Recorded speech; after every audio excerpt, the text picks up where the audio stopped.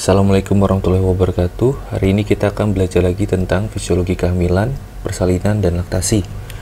Ini adalah referensi yang harus kalian baca. Kalian harus cukup banyak melihat ke dalam textbook karena materi ini cukup menantang untuk dipelajari. Oke, pertama kita akan membahas tentang fertilisasi, implantasi, dan plasentasi. Saya tidak akan bahas terlalu dalam, tetapi cukup apa yang kalian ketahui saja. Baik, yang pertama adalah tentang ketiga hal tersebut.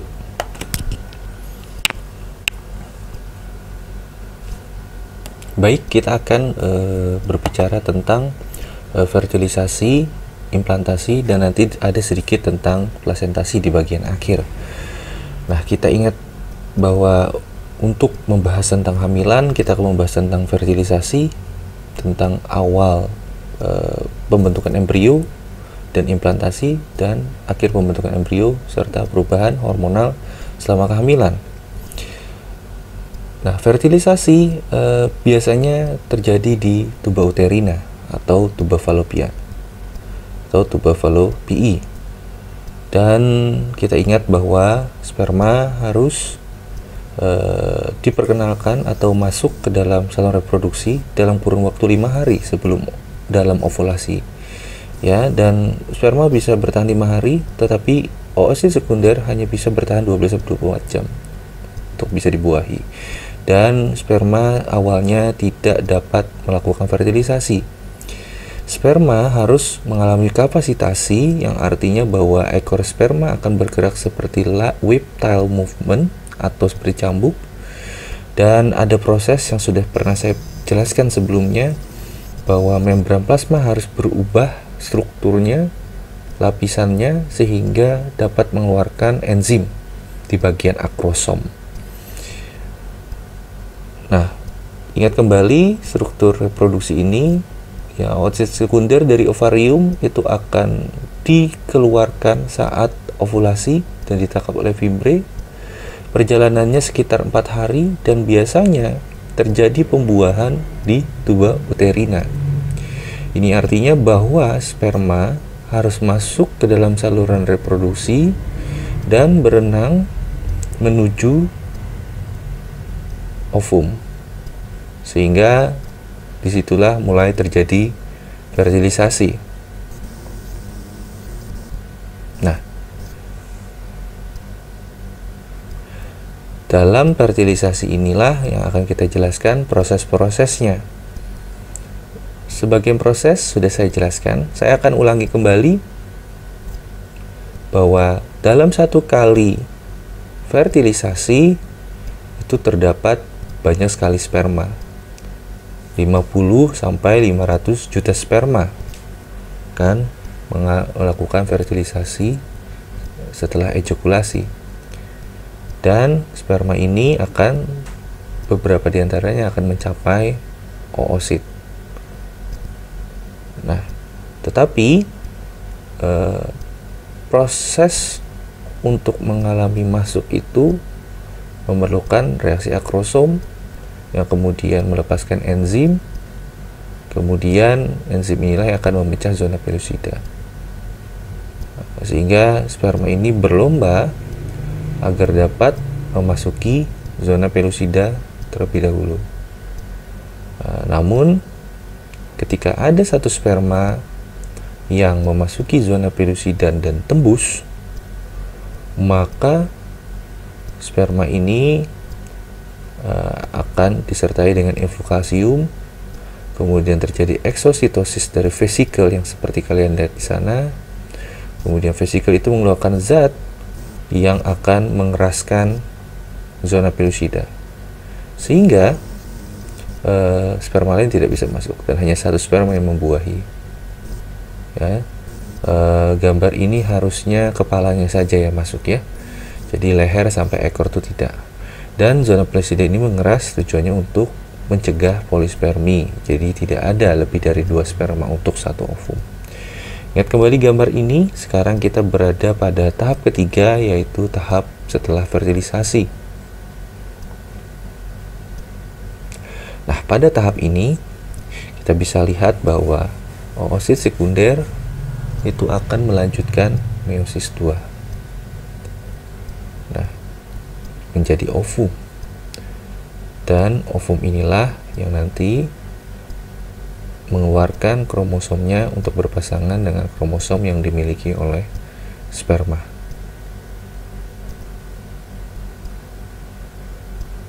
Selanjutnya, kita bisa lihat di sini, fertilisasi terjadi di tuba uterina dan dia akan membentuk zigot. Zigot adalah ovum yang sudah difertilisasi. Zigot kemudian mengalami mitosis sehingga membentuk 4 sel. Kemudian mengalami mitosis kembali sehingga membentuk banyak sel yang disebut sebagai morula di hari ketiga dan keempat setelah fertilisasi. Setelah terbentuk morula, terbentuk lebih banyak sel yang disebut sebagai blastokis di hari keempat dan kelima pasca fertilisasi. Saat blastokis ini, sel-sel sudah mulai melakukan diferensiasi. Di bagian terluar dilapisi oleh trofoblast yang nantinya penting untuk pembentukan plasenta. Blastokis inilah yang akan mulai membentuk embrio yang sebenarnya. Dan disinilah sel mulai berdiferensiasi. Artinya ada mungkin yang berdiferensiasi menjadi sel saraf, mungkin ada yang berdiferensiasi dari sel otot, dan seterusnya. Kemudian blastokis akan nidasi atau menempel pada endometrium pada hari ke-6. Proses inilah yang kita sebut sebagai implantasi. Ada beberapa pertanyaan bagaimana bisa terbentuk bayi kembar. Bisa terjadi monozigotik atau kembar identik, atau dizigotik, kembarnya tidak identik. Kalau kembar identik, sebenarnya zigotnya hanya satu sperma, satu sel telur, tapi kemudian zigot ini berkembang menjadi 2 morula, sehingga kembarnya sangat mirip. Tetapi jika dizigotik itu 2 sperma untuk 2 telur yang berbeda, 2 zigot yang berbeda, dan menjadi 2 embrio yang berbeda. Kembarnya tidak terlalu sama. Nah, trofoblast itu akan menempel pada endometrium atau implantasi pada sisi di mana inner cell mass itu berada. Inner cell mass inilah yang akan menjadi embrio. Endometrium membengkak atau menebal dan kaya akan glikogen. Glikogen ini untuk pertumbuhan sementara belum ada plasenta. Trofoblast juga menyekresikan enzim untuk menghancurkan sel-sel di depannya sehingga trofoblast dapat melakukan invasi dan nantinya akan menjadi plasenta. Dikeluarkanlah zat paracrine untuk apa? Untuk melakukan angiogenesis atau pertumbuhan kapiler baru sehingga lebih banyak oksigen dan zat nutrisi untuk embrio. Kita bisa lihat bahwa di 3 minggu embrio masih berbentuk seperti ini. Kemudian di 5 minggu sudah mulai terbentuk seperti manusia, tapi masih kecil, dan di sini trofoblast membentuk korion yang akan menjadi selaput ketuban, atau nantinya juga akan menjadi nah kemudian di 8 minggu kita bisa lihat bahwa plasenta mulai terbentuk tapi belum sempurnanya hingga 20 minggu. Tapi dengan adanya plasenta, maka tadi zat nutrisi tidak lagi dari glikogen, tetapi sudah dari darah ibu. Dan plasenta inilah yang menghubungkan antara sirkulasi fetus atau janin dengan sirkulasi ibu atau sirkulasi maternal. Sehingga kita sebut juga dengan istilah maternal fetal interface untuk plasenta ini, artinya pertemuan dari sirkulasi maternal dan fetal. Plasenta ini sangat penting dan banyak pula penyakit di kebidanan karena plasenta tersebut. Baik, selanjutnya kita akan berbicara perubahan hormon selama kehamilan.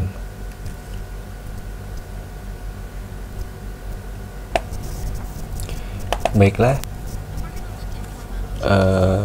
kita akan jelaskan tentang perubahan hormonal selama kehamilan. Ada hormon namanya human chorionic gonadotropin atau HCG. Hormon HCG ini itu meningkat selama 3 bulan pertama kehamilan, dan selama 2 bulan pertama peningkatan HCG inilah yang menyebabkan korpus luteum tetap berkembang. Korpus luteum yang bertahan ini menghasilkan estrogen dan progesteron. Nah, tetapi kita mungkin bertanya-tanya, kalau sudah terjadi penurunan HCG, bagaimana dengan korpus luteum, estrogen maupun progesteron? Ya.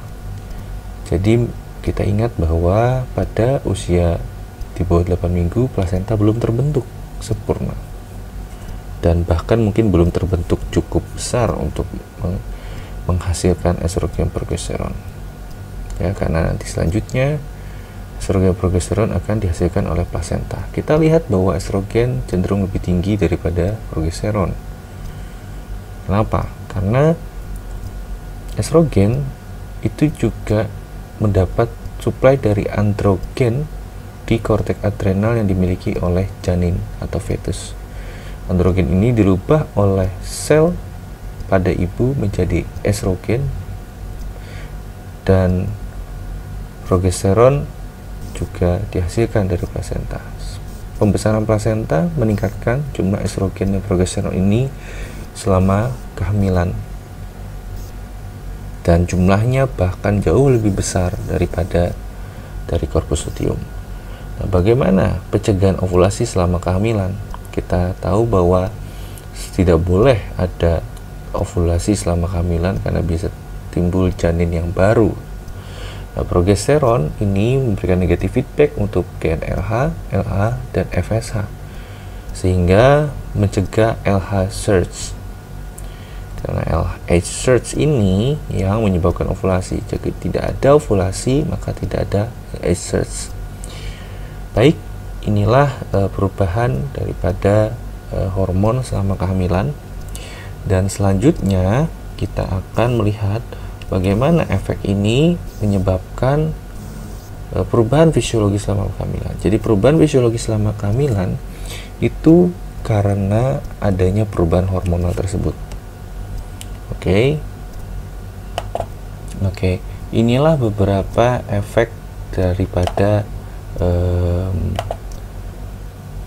perubahan hormonal selama kehamilan terhadap fisiologi ibu.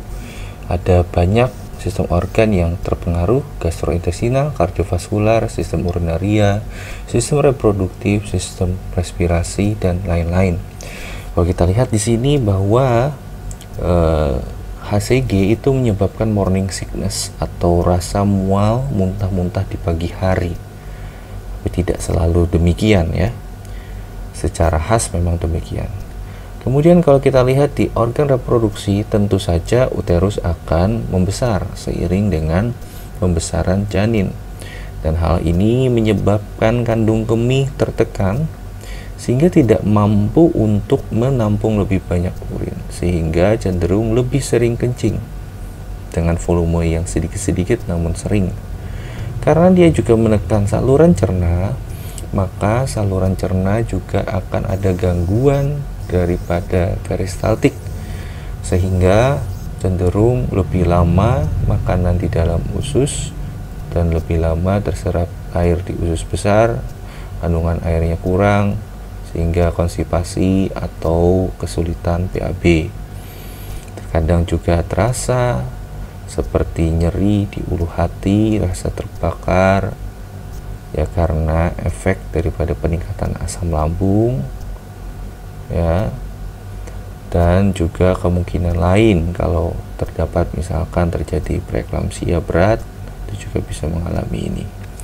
Namun dalam keadaan normal, memang karena efek HCG mual muntah itu yang menyebabkan adanya perasaan terbakar karena peningkatan asam lambung. Kemudian di kardiovaskular, volume darah meningkat karena volume plasma meningkat. Dan kemudian akhirnya kalau volume darah meningkat, tekanan darah meningkat, dan karena kebutuhan itu lebih besar, perlu curah jantung yang lebih besar, maka detak jantung juga meningkat. Karena ada tahanan akibat perkembangan daripada uterus yang menahan di vena cava inferior, sehingga vena di kaki itu lebih sulit untuk kembali dan tertahan di kaki dan dapat menyebabkan varises. Dan karena kebutuhan metabolik yang meningkat, kecepatan nafas juga meningkat. Hal ini juga ditambah dengan peningkatan dari uterus sehingga diafragma sulit untuk mengembang, sehingga volume pengambilan inspirasi lebih sedikit, sehingga diperlukan lebih tinggi kecepatan nafas. Dan dia juga dapat menyebabkan lordosis, mana lordosis ini adalah ketika tulang belakang terutama daerah lumbar itu maju ke depan. Ya, ini akibat beban yang berat sehingga kecenderungan tubuh ibu untuk maju menekuk pinggangnya ke depan. Ada pembesaran payudara pula, di mana pembesaran payudara ini akibat pengaruh estrogen progesteron, dan tentu saja kadang-kadang kaki bisa bengkak. Nah, kaki bengkak ini terjadi karena adanya penekanan uterus pada vena cava inferior, tekanan hidrostatiknya meningkat. Tapi karena juga peningkatan volume darah akibat peningkatan plasma, sementara sel darah merah itu tidak dapat meningkat secepat plasma, maka cenderungannya hematokrit turun, sehingga viskositas darah turun, sehingga tekanan onkotik ke dalam darahnya rendah. Akibatnya gaya Starlingnya cenderung lebih banyak keluar dan cairan menumpuk di jaringan di luarnya. Nah, selanjutnya kita akan berbicara tentang mekanisme dan mekanika persalinan, bagaimana bisa terjadi persalinan dan bagaimana prosesnya. Baik, kita akan menjelaskan tentang proses persalinan, dan ini merupakan penjelasan terakhir dari sistem reproduksi sebelum kita ke fetus. Dan ini kita sudah menjelaskan banyak hal, dan sekarang kita menjelaskan tentang persalinan atau partus. Kalau istilah parturisi itu terjadi pada 40 minggu. Jadi wanita hamil 40 minggu, parturition adalah persalinan atau partus, dan lactation adalah produksi air susu ibu di kelenjar payudara.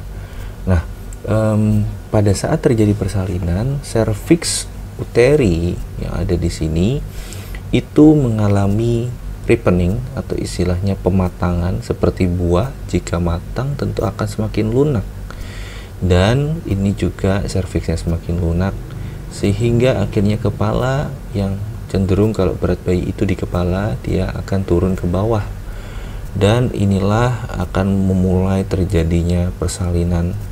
Namun demikian, kontraksi dari persalinan ini sendiri itu masih belum diketahui dengan jelas apa yang memicu terjadinya kontraksi ini.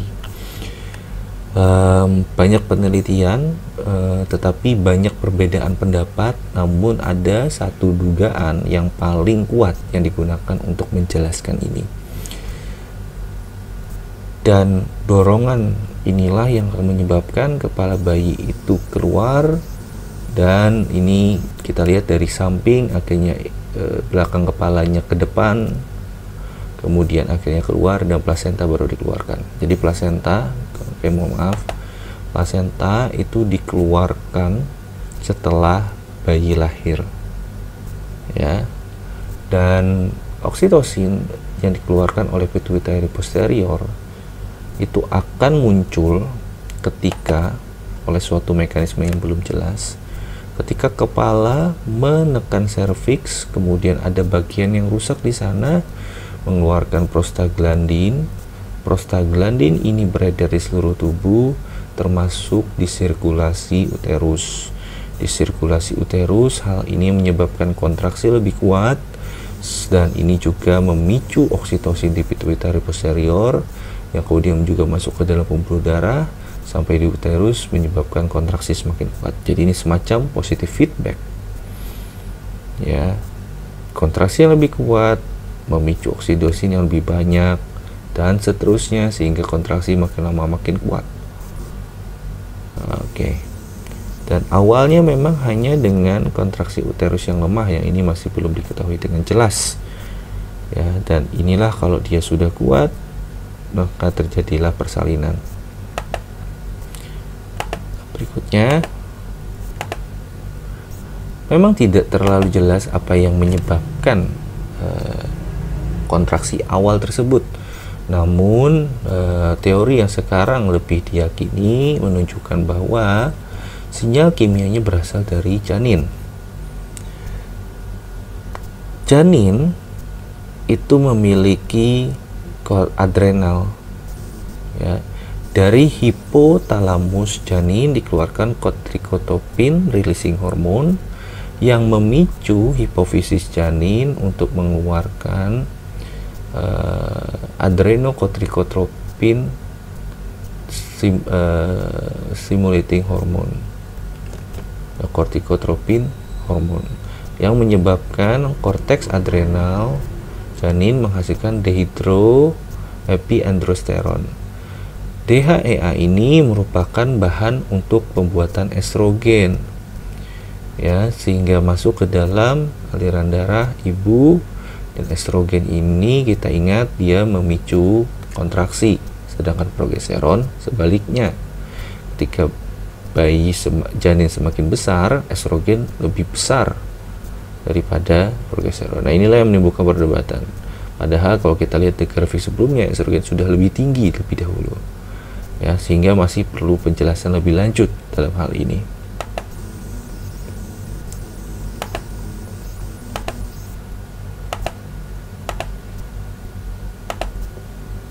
Selanjutnya,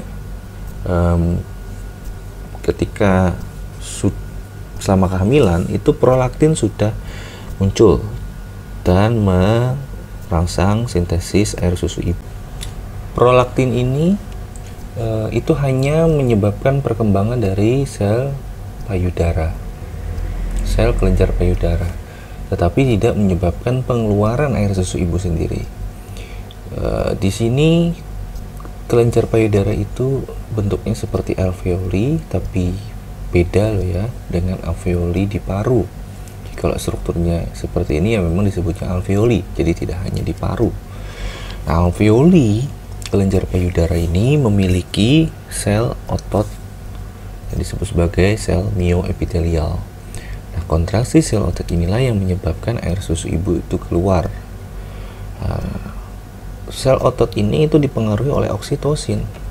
Jadi oksitosinlah yang merangsang pengeluaran daripada air susu ibu ini, bukan prolaktin.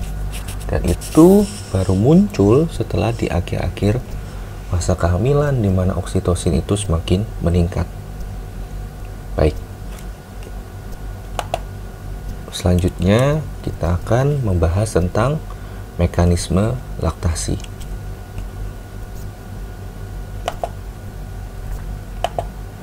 Oke, sekarang kita akan berbicara tentang laktasi. Tadi sudah dijelaskan bahwa prolaktin itu menyebabkan perkembangan daripada sel kelenjar, di mana di sini ada sel epitel yang menghasilkan air susu ibu, sedangkan oksitosin itu akan merangsang pengeluaran susu dengan membuat kontraksi dari sel mioepitelial. Ada kata mio di sini yang memang selalu digunakan untuk istilah sel-sel otot.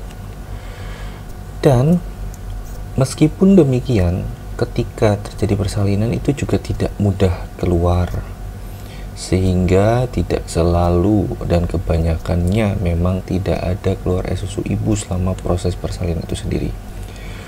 Namun hal ini perlu terus dirangsang ya. Hal ini sangat penting untuk diketahui karena selama ini kita hanya melakukan inisiasi menyusui dini, yaitu meletakkan bayi di dekat payudara ibu setelah dia lahir. itu selama kurang dari 2 jam, karena berharap air susu ibu langsung keluar. Tetapi tidak bisa langsung demikian, mungkin perlu beberapa jam sampai hari, ya paling tidak 2 hari. Nah, bagaimana ketika ada proses mengisap dari bayi, maka reseptor taktil sentuhan di puting susu ibu itu akan memberikan sinyal kepada hipotalamus. Hipotalamus ini akan menghasilkan prolaktin releasing hormone, tetapi rendah menyekresikan prolaktin inhibitory hormone, inhibiting hormone, artinya hormon penghambat prolaktin rendah, hormon penyebab pelepasan prolaktin tinggi, dan juga peningkatan aktivitas di sel-sel neuron yang mensekresikan hormon. Dalam hal ini adalah oksitosin. Ketika rangsang itu bayi terus dibikin menyusu, mengisap meskipun belum ada air susunya keluar, maka ini akan terus terjadi dan ini perlu waktu, karena ini adalah hormon. Ingat, hormon responnya lebih lambat namun lebih tahan lama. Kemudian 2 faktor PRA dan PIH inilah yang menyebabkan sekresi prolaktin di pituitari anterior meningkat, atau disebut juga sebagai PRL. PRL inilah yang menyebabkan sekresi oleh sel epitel di alveolus itu semakin meningkat, sedangkan oksitosin menyebabkan kontraksi pada sel mioepitelial. Rangsangan ini harus terus dilakukan, tidak bisa 1-2 kali. Dan bayi tidak mengerti arti minum, karena nyatanya di dalam kandungan dia tidak minum. Jadi jangan khawatir, 2 kali 24 jam selama bayi lahir sehat tidak ada masalah, tidak akan masalah buat bayi, karena bayi memiliki lambung yang hanya sebesar buah jari, jadi tidak perlu banyak minum, jadi tidak perlu khawatir. Yang penting rangsangan terus dilakukan sampai akhirnya ASI-nya keluar untuk bayi. Jika ASI-nya keluar masih sedikit, itu masih sangat wajar, karena memang ASI itu tidak perlu banyak di awal. Dan ASI yang pertama keluar, kolostrum yang berwarna kekuning atau sampai bening, itu sangat penting karena mengandung banyak imunoglobulin untuk daya tahan tubuh bayi dan protein yang juga sangat banyak. Baik, itulah kurang lebih overview yang bisa saya berikan melalui video ini. Kalian tetap harus membaca referensi yang saya rekomendasikan di depan.